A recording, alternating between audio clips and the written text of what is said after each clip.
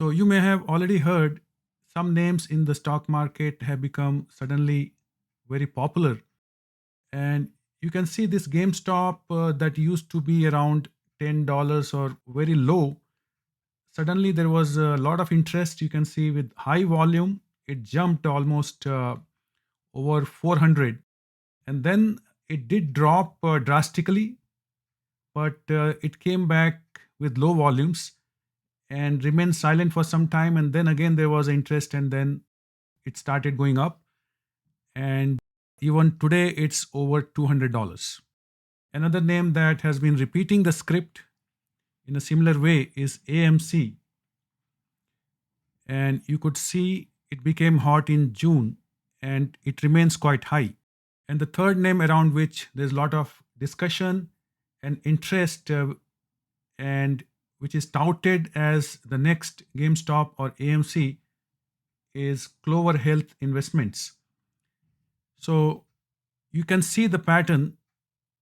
It went up with huge volume, but then it started coming back, but the volume have been much smaller compared to the volume with which it went up.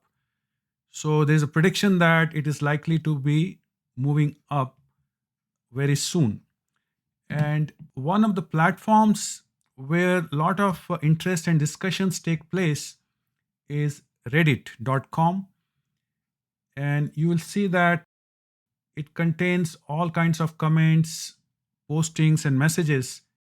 In this short session today, I will go over one, how to pull data from reddit.com, two, how to develop network diagrams, and three, how to carry out sentiment analysis.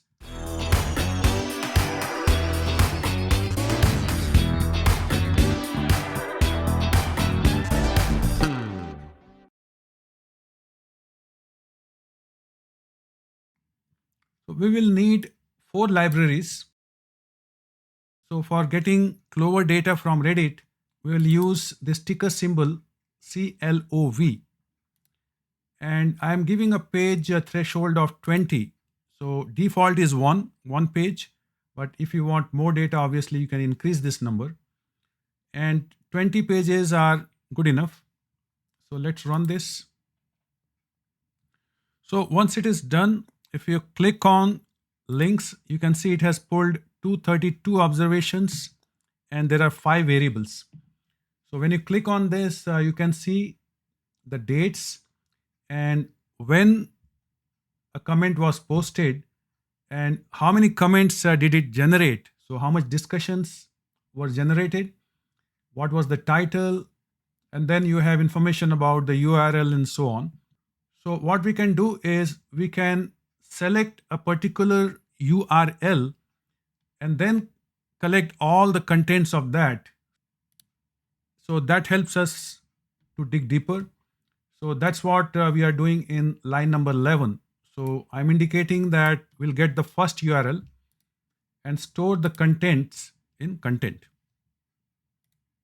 So it hardly takes any time, and you get this content here, and you have 18 different columns, and there are 272 observations. It has various columns like author, user, comment score, and so on. And one of the columns is comment. So we will be mainly be interested in this column. And note that because this data was pulled with the CLOV term, so each comment you can see more or less contains CLOV. So let's make a network diagram. So this is how user network diagram looks like. So at the center you can see is the person who posted the main comment, and you can see it has generated a lot of interest, and even the comments made have generated some more comments. So although you can see the main comment user is in the center, but it has generated a lot of interest from many other participants. You can make this same plot without including the author too. So if you say false and run this and plot this again, then that crowded center will go away. And you can see that still this network is very well connected with many other branches. And basically, users seem to be engaged very actively. Another way you can draw this graph, I'm going to go back to true.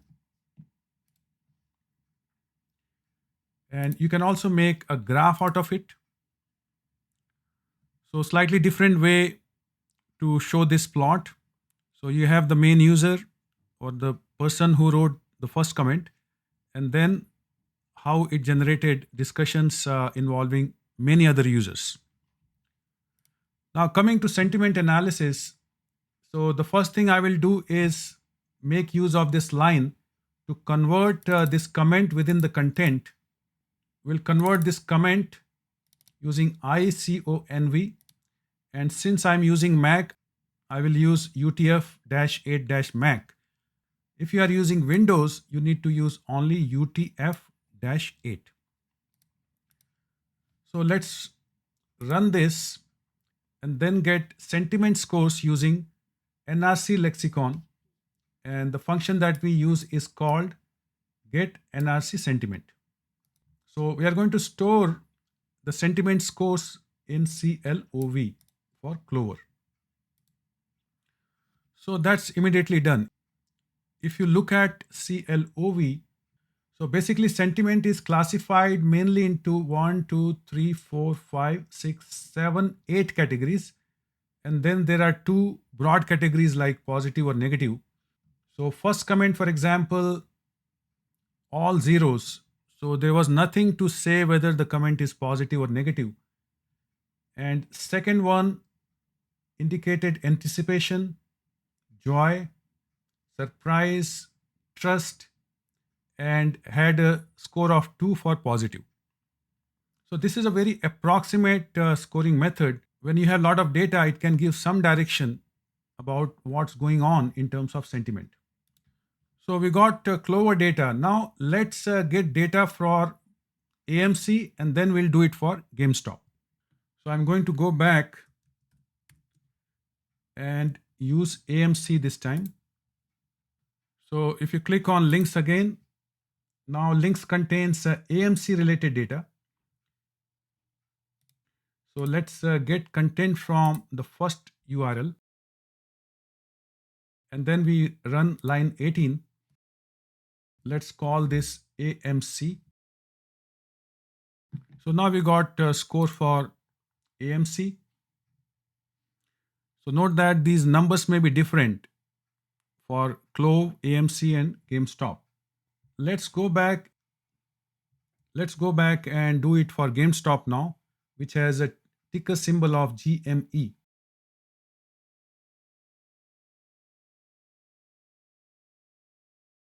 So now links contain GameStop related data. So first comment, for example, has generated more than 65,000 comments. So we'll run line number 11 and extract information from the first URL. And then if you are interested, you can plot network diagrams and make this graph. I'm going to jump to 18, run this, and then let's call this GME. Okay, so now we have all three ready, AMC, Clover, and GameStop. And these numbers obviously will be different because number of comments for different companies may be different.